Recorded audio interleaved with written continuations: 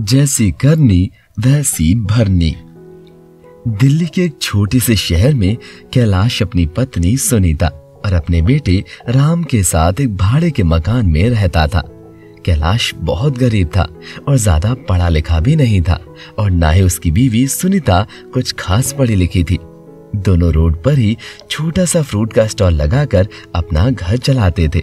लेकिन कैलाश ने अपने बेटे राम का दाखिला एक अच्छे स्कूल में करवाया था ताकि राम को आगे चलकर उनकी जैसी तकलीफ ना उठानी पड़े और वो उनके बुढ़ापे का सहारा बने। सुनीता, हम अपने बेटे राम का अच्छे स्कूल में दाखिला करवाएंगे ताकि वो पढ़ लिख कर अच्छी नौकरी करे और हमारे बुढ़ापे का सहारा बने। जी बिल्कुल सही कहा आपने। हम थोड़ी और मेहनत मजदूरी कर लेंगे लेकिन अपने राम को अच्छी शिक्षा देंगे ताकि उसका आने वाला भविष्य अच्छा जाए और हमारा सहारा बने। उसी तरह कैलाश अपने बेटे राम का दाखिला एक अच्छे स्कूल में करवा देता है और ऐसे ही समय बीत जाता है और राम स्कूल से कॉलेज और कॉलेज से अच्छी नौकरी में लग जाता है। माँ कहाँ हो तुम? मुझे नौकरी मिल गई। अरे वाह बेटा, ये तो बहुत खुशी की बात है। जिस दिन का हम बरसों से इंतजार कर रहे थे, आखिरकार वो दिन आ ही गया। बस अब तू अपनी नौकरी में अच्छे से जम जाए तो मैं और तुम्हारे पापा काम छोड़कर आराम करेंगे। अब काम नहीं होता हमसे बेटा। थोड़े दिनों में राम को अपनी नौकरी में प्रमोशन मिल जाता है और वो अपनी ही कंपनी में मैनेजर बन जाता है और राम को अपनी ही कंपनी के बॉस की लड़की पायल खूब भा जाती है और पायल को भी राम पसंद आने लगता है। एक दिन पायल राम से कहती है, राम, अब हमें हमारे डैडी से बात करके शादी कर लेनी चाहिए। सही कहा तुमने, हम बात कर लेते हैं। राम और पायल पायल के पिताजी के पास जाते हैं और उन्हें सारी बात बताते हैं।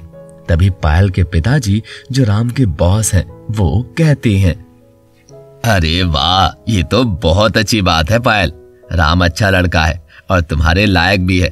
आखिरकार तुम मेरी इकलौती बेटी जो हो। मेरे बाद ये सब कुछ तुम्हारा ही तो है और मुझे यकीन है कि राम अपना बिजनेस अच्छे से आगे बढ़ाएगा और तुम्हें भी खुश रखेगा। क्यों राम, सही कहा ना? जी सही कहा सर। अब पापा कहने की आदत डालो राम, ये सर्वर नहीं चलेगा। ये सुनकर तीनों खूब हंसने लगते हैं। राम, तुम आज ही अपने माता पिता से बात करके अपने घर पर मीटिंग फिक्स करो, फिर शादी की तारीख वहीं पर पक्की कर लेंगे। तभी राम के मन में ये ख्याल आता है कि मेरे माँ बाबूजी को देखकर बॉस और पायल क्या सोचेंगे और शायद शादी के लिए मना भी कर दें। इसीलिए वो पायल और पायल के पिताजी से कहता है, यस बताओ बेटा, कहो, घबराओ मत। दरअसल मेरे माँ बापूजी अब इस दुनिया में नहीं हैं। ये तो बड़ी ही दुख की बात है बेटा। जी सर, बहुत साल पहले उनकी मृत्यु हो गई है।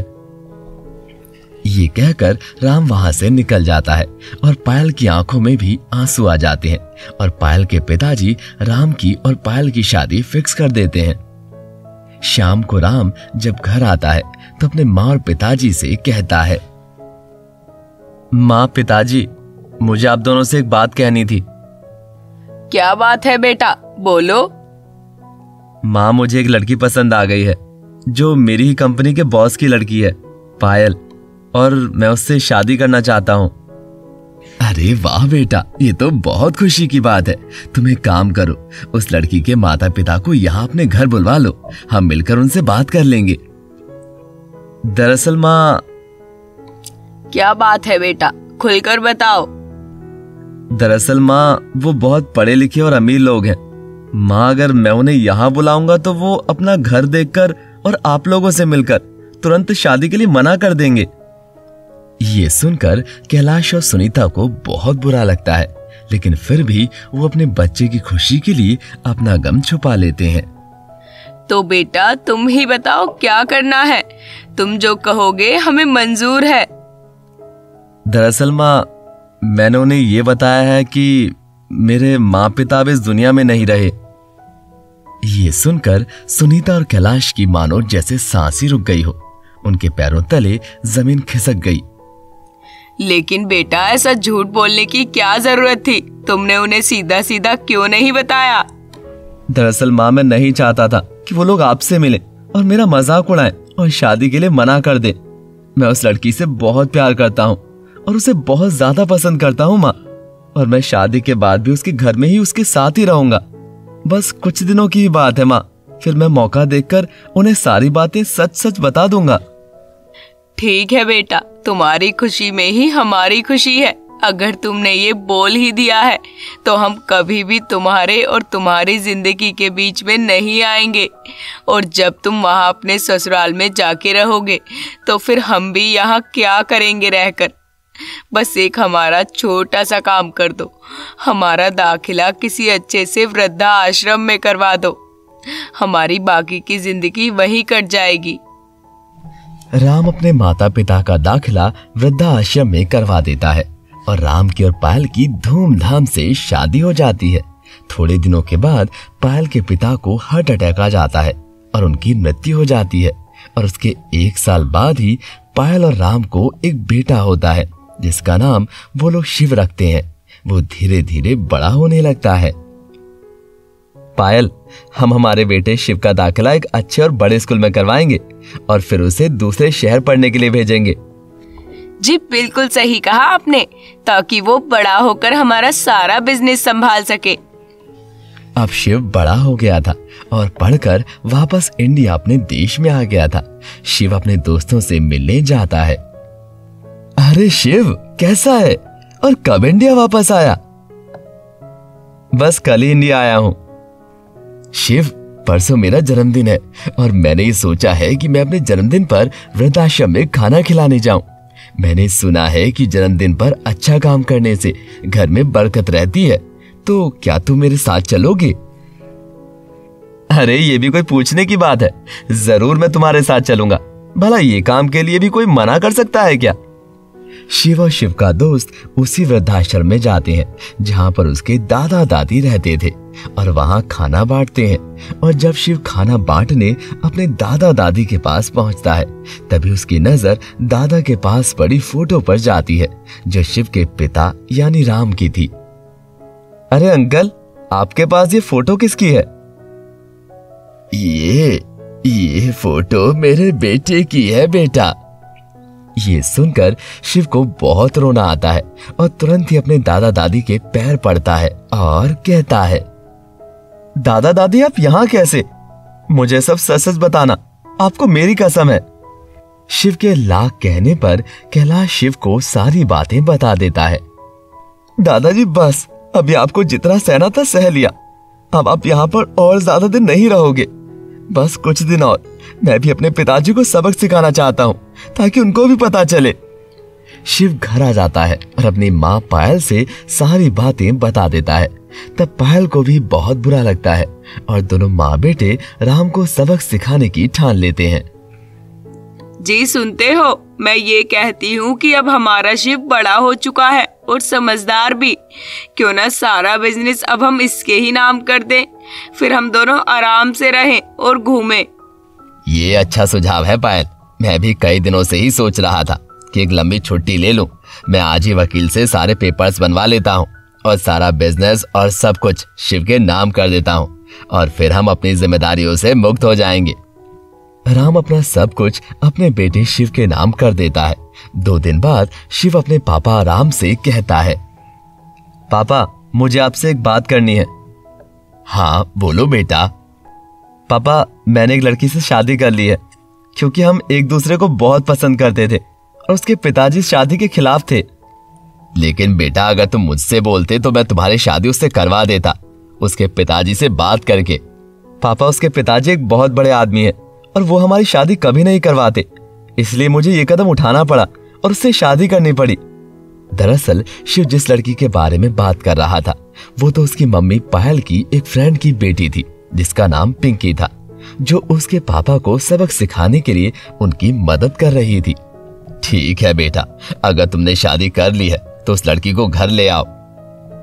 शिव उस लड़की को अपनी पत्नी बनाकर अपने घर ले आता है और बस कुछ ही दिनों में वो लड़की राम और पायल को घर का सारा काम करवाने लगती है और उन्हें बहुत परेशान करती है। तभी एक दिन पिंकी की कुछ सहेलियां उसके घर पार्टी करने आने वाली होती हैं। सुनो तुम लोग, मेरी कुछ सहेलियां पार्टी के लिए आने वाली हैं। उनका सारा खाने पीने का इंतजाम अच्छे से होना चाहिए, कुछ भी गड़बड़ नहीं होनी चाहिए। पायल, ये तो हम अपने ही घर में नौकर बनकर रह गए हैं। जी, अब क्या करें, जब अपना ही बेटा खोटा है, ये तो फिर भी पराई है। जब पिंकी और पिंकी की सहेलियां पार्टी करने आती हैं, तभी राम नाश्ता लेकर आता है। वहीं उसका पैर फिसल जाता है और सारा नाश्ता पिंकी की फ्रेंड के ऊपर गिर जाता है।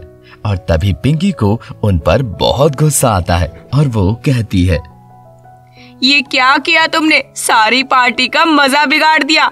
दिखता नहीं है क्या तुमको? अंधे हो गए हो क्या? तभी राम रोते हुए अंदर चला जाता है। पायल, मैंने सोचा है अभी हम इस घर में नहीं रहेंगे। जहाँ माँ बाप की इज्जत ना हो, उस घर में रहकर क्या फायदा। जी बिल्कुल सही कह रहे हो तुम। हम वृद्धाश्रम में रह लेंगे, अब इस घर में नहीं रहेंगे। रात को जब शिव घर आता है, तभी उसे राम कहता है, बेटा, हमने फैसला किया है कि हम अब इस घर में नहीं रहेंगे। अब हमसे और सहा नहीं जाता। तुम्हारे पिता बिल्कुल ठीक कह रहे हैं बेटा। अब हम वृद्धाश्रम में रहेंगे, लेकिन इस घर में नहीं रहेंगे। पापा, मैं भी अभी कुछ नहीं कह सकता। जैसी तुम्हारी इच्छा।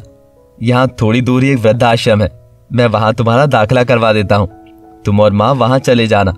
मैं थोड़े थोड़े दिनों में आप लोगों से मिलने आया करूंगा।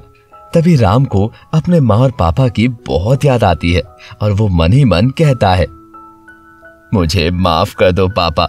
मैंने तुम्हारे साथ जो किया था, आज वैसा ही मेरे साथ भी हो रहा है। शायद यही कुदरत की मर्जी है, जैसी करनी वैसी भरनी। फिर शिव उन दोनों का दाखिला वहीं वृद्धाश्रम में करवा देता है, जहां पर उसके दादा दादी रहते हैं। जैसे ही राम उस वृद्धाश्रम में जाता है और अपने माता पिता को देखता है, वैसे ही वो फूट फूट कर रोने लगता है और कहता है, माँ पापा, मुझे माफ कर दो। मैंने जो तुम्हारे साथ किया, वैसा ही आज मेरे साथ हुआ है। मेरे बेटे ने भी मुझे घर से निकाल कर यहाँ भेज दिया है। बेटा, यही तो कुदरत का नियम है। तुम जैसा करोगे वैसा ही भरोगे। अगर तुम अच्छा करोगे तो तुम्हारे साथ भी अच्छा ही होगा, और अगर तुम बुरा करोगे तो तुम्हारे साथ भी बुरा ही होगा। और राम फूट फूट कर रोने लगता है। मुझे माफ कर दो माँ, मुझे अपनी गलती का एहसास हो गया है। अभी मैं भगवान से यही प्रार्थना करूंगा कि दुनिया का कोई भी बेटा अपने माता पिता से ऐसा ना करे, उन्हें बुढ़ापे में अकेला ना छोड़े। मुझे बहुत पछतावा हो रहा है अपने किए पर। मैं तो माफी के लायक भी नहीं हूँ। बेटा, चाहे बच्चे कितनी भी बड़ी गलती कर दे, लेकिन माता पिता अपने बच्चे को माफ कर ही देते हैं। माता पिता अपनी संतानों के बारे में कभी भी गलत नहीं सोचते, और हमारा बेटा हमें वापस मिल गया है। इससे बड़ी खुशी की बात और क्या हो सकती है हमारे लिए। तभी वहां शिव आ जाता है और शिव को देखकर राम बोलता है, बेटा शिव, यही तुम्हारे दादा दादी हैं, और जैसा तुमने मेरे साथ किया, वैसा ही मैंने कुछ सालों पहले अपने माता पिता के साथ किया था। शायद इसीलिए भगवान ने मुझे सजा दी है। अब हम चारों यही रहेंगे बेटा। मैं अपने माँ और पापा को छोड़कर कहीं नहीं जाऊंगा। पापा, मुझे पता है कि यही मेरे दादा दादी हैं और मैं इन्हें पहले भी मिल चुका हूँ। मैं अपने एक दोस्त के साथ यहाँ बुजुर्गों को खाना खिलाने आया था। तब मैंने आपकी तस्वीर दादा के पास देखी और मेरे लाख कहने पर दादा ने सारी बात मुझे बताई। और मेरी कोई शादी वादी नहीं हुई है पापा। ये सब तुम्हें सबक सिखाने के लिए एक नाटक था, ताकि तुम समझ जाओ कि जैसे एक औलाद अपने माता पिता के साथ करती है, अगर उनका बेटा भी यही करे तो कैसा लगता है। तुमने मेरी आंखें खोल दी बेटा। पापा, मैं मम्मी, तुम्हें और दादा दादी को यहाँ से लेने आया हूँ। अब हम सब साथ मिलकर खुशी खुशी अपने घर में रहेंगे। और फिर शिव वहां से अपने मम्मी पापा और दादा दादी को लेकर अपने घर आ जाता है और फिर उनका परिवार हंसी खुशी मिलजुल कर रहने लगता है।